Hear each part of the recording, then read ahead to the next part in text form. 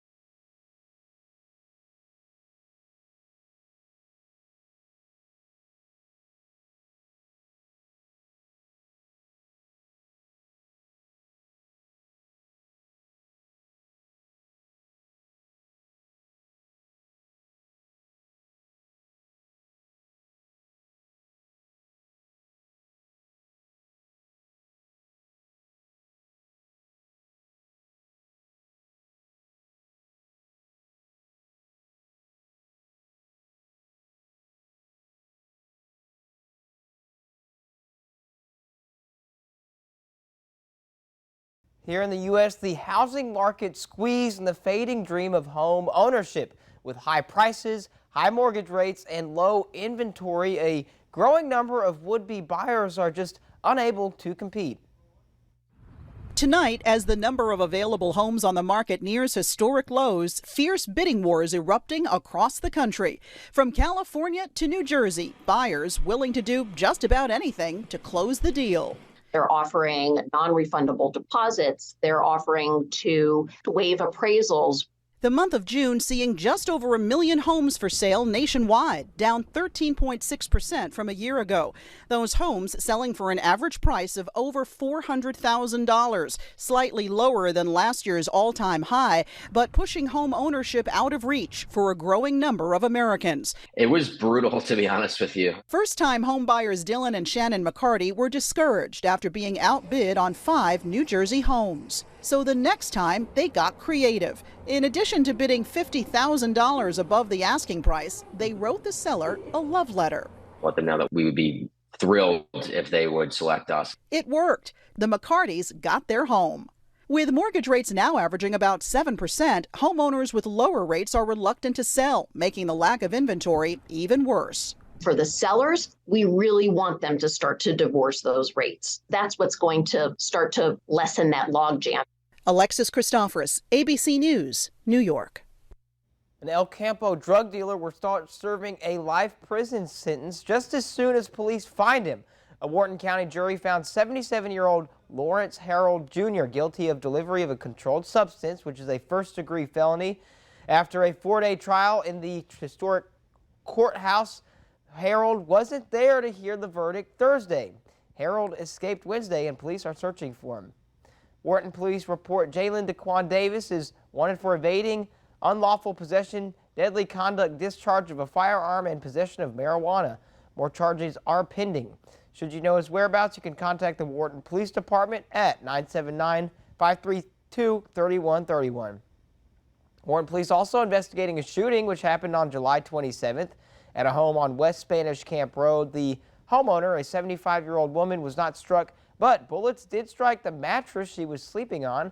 It's believed she wasn't the intended target of the shooting. If you have information on this shooting, you can leave a tip at p3tips.com. A terrifying crash on an Idaho highway after a summer camp school bus rolled over. About 30 campers and staff on board, at least 7 critically injured. Tonight, authorities investigating what caused this bus carrying children to overturn on an Idaho highway. The school bus is turned over in both lanes of travel, possibly 30 injured.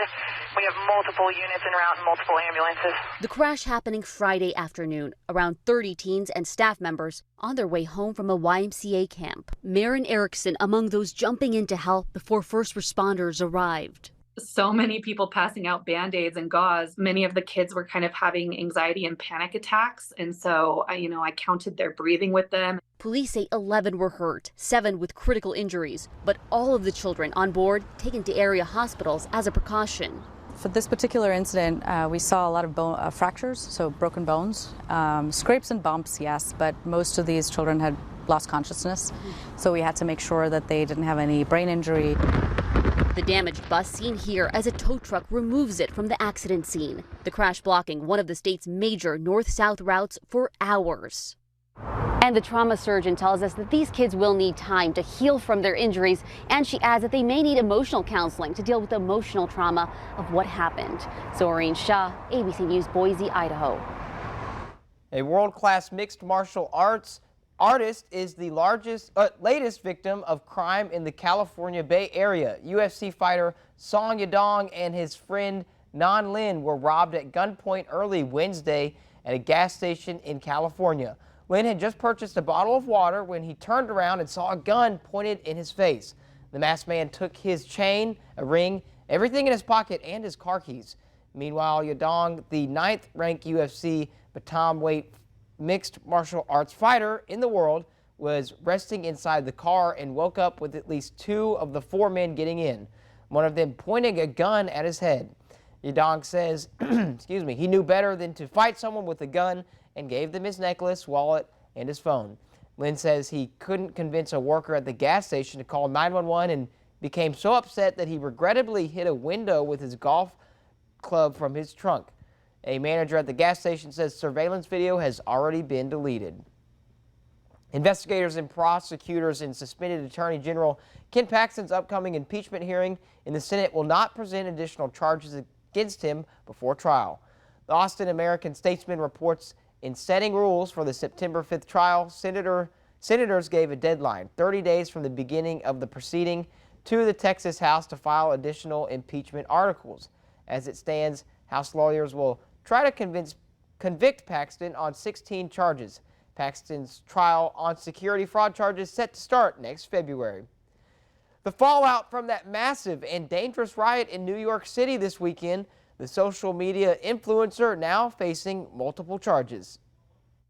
Tonight, hours after violent pandemonium, social media influencer Ka Sanat hit with 3 charges: felony riot causing public injury or damage, inciting a riot, and unlawful assembly. Thousands rushing to Manhattan's Union Square, creating chaos. $100 gift cards all here, bro. We gonna go crazy for New York, man. After Sanat told his millions of followers on live streaming platform Twitch Friday that he would give away video game consoles and gift cards. Children cannot get their values, their beliefs from social media. Today, New York City Mayor Eric Adams saying he believes outside agitators inflamed the situation. You don't come to get free Game Boys and bring smoke bombs. We have fire extinguishers and tents being thrown by the crowd. People also hurling bottles, climbing onto subway entrances and statues, jumping on cars and setting off fireworks. Some even hanging onto this SUV, several falling off. This Uber driver's window completely smashed. He says police pulled him out of the car. They said, leave everything, get the hell out of here, otherwise they're going to kill someone here today. The NYPD says some officers were crushed, pushed, and hit with objects, dressed in riot gear as they struggled to control the massive crowd.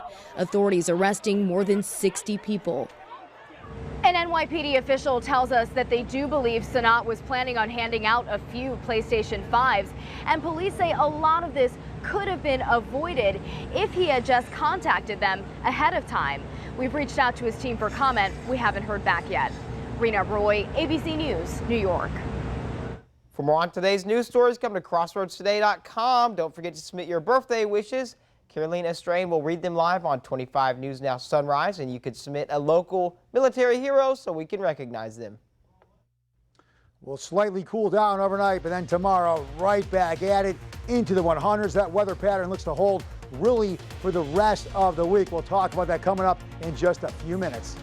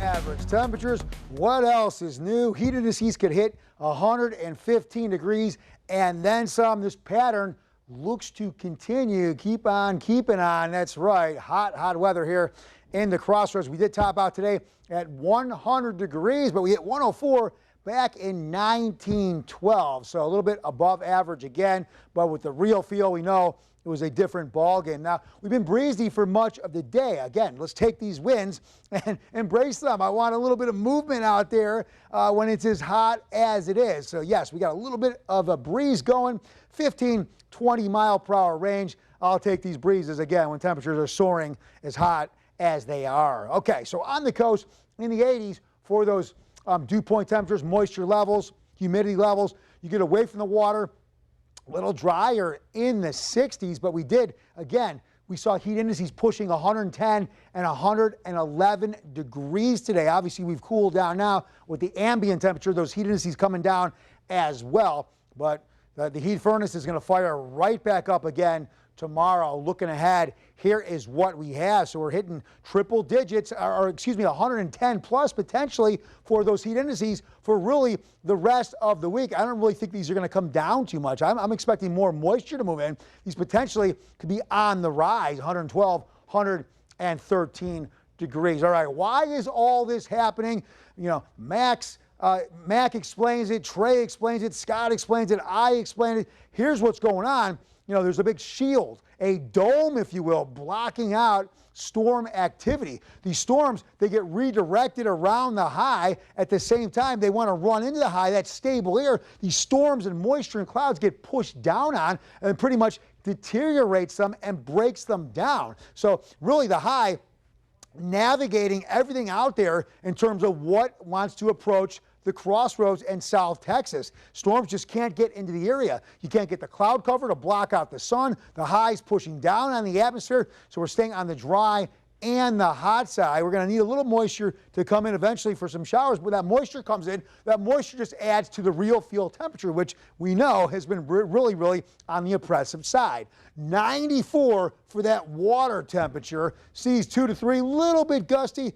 Bays will stay on the choppy side. So we got a storm south in the southern, we can't see it there, a little bit south of Mexico out there in the Pacific. This storm could potentially, you don't see it here, but it's not indicated, could turn into a depression in the next couple days. But Dora, a 130-mile-per-hour powerful Category 4 hurricane. The good news is, yeah, it wants to just keep on moving out there and staying south of the Hawaiian Islands. But I'll let you know what's going on with that storm. 80s this evening, 78 overnight, but then tomorrow right back up to 101 degrees with heat indices at 110. Looking ahead to the rest of the week, right around 100 for the ambient, and heat indices pushing 110 degrees with lots of sunshine.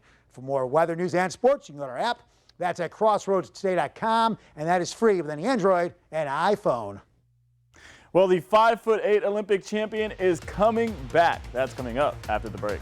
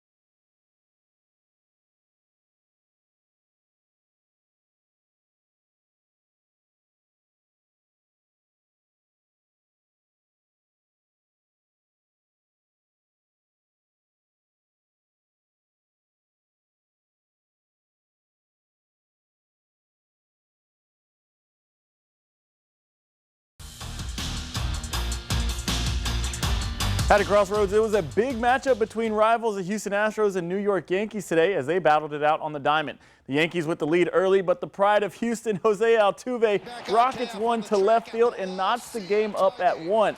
Things would quiet down until the bottom of the 5th when Yankees' Jake Bauers rips one into right field, and this one is gone. This one is also off Justin Verlander to get the lead back up to 1 for the Pinstripes. The Yankees again knock a home run in the bottom of the 8th, which would be the final run of the night. The Yankees go on to win with the final score of 3-1.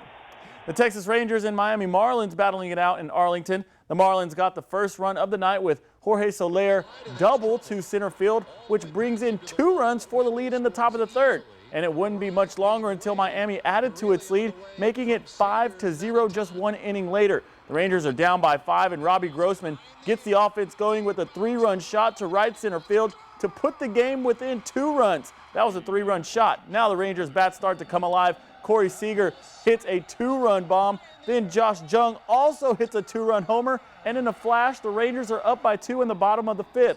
After both teams continue to battle it out, it would be the Rangers who pull out the win after being down 5-0. Well, the landscape of college sports continues to change drastically. The Pac-12 Conference is down to only 4 schools. The University of Oregon and the University of Washington will officially leave the Pac-12 and join the Big Ten Conference starting in 2024. The decision to leave after the conclusion of the Pac-12's media rights deal saves the schools from having to pay an exit fee. There have now been 4 schools to leave the Pac-12 for the Big Ten Conference since last year. Those 2 Southern California powerhouses, USC and UCLA, both announced they would join the Big Ten in the start of the 2025-2024 season. And last month, Colorado announced the school would leave the Pac-12 for the Big 12. 7-time Olympic medalist Simone Biles is due to return to competitive competition on Saturday for the first time since pulling out of several events at the Tokyo 2021 Olympics. Biles is registered to compete in all 4 events at this weekend's Core Hydration Classic starting Saturday, which will mark the 26-year-old's first competition since August of 2021, when she withdrew from the women's team final in Tokyo after suffering from what's known as twisties. Biles will be competing in the uneven bars, the balance beam, and floor exercise and vault. Well, the United States women's soccer team barely made it to the knockout stage, and now the U.S. has been a goalpost away from crashing out of the Women's World Cup after their tie to Portugal last week, which ultimately ended in a draw. Well, if you'd like to catch the match between the Americans and Sweden, then you'll have to be up early tomorrow, 4 o'clock to be exact. This is a win or go home game. Well, that's your sports. Adam, back to you. All right, thanks, Gino. Stay with us. Coming up, divers are busy in the Florida Keys moving coral to a deeper, cooler waters to protect them.